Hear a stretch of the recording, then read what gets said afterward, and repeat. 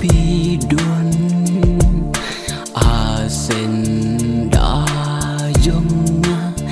buồn xin nga cảm ơn ba pi đuôn ban nga hen rei amen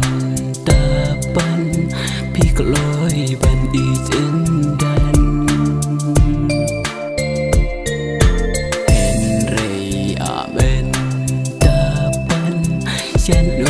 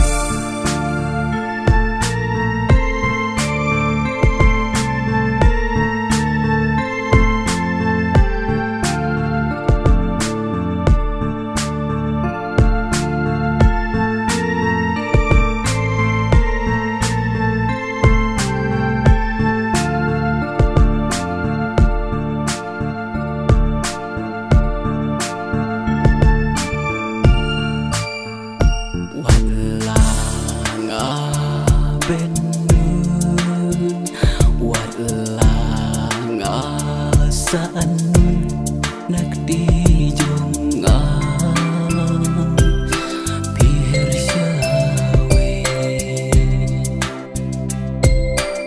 wala nga ibalan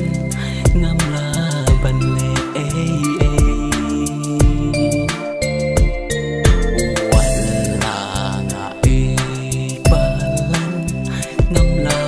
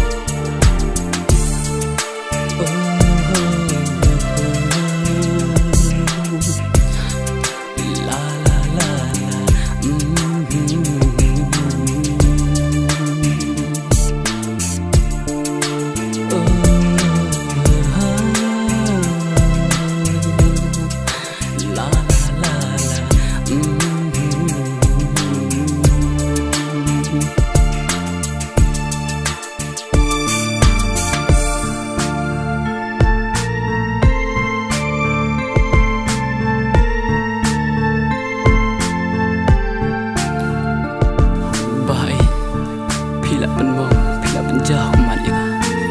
kan ni kecil ejeng Henry tim sutu lam ya ka ngangit agawi kasi tim seden kami nga badang ta ngalalis kawikan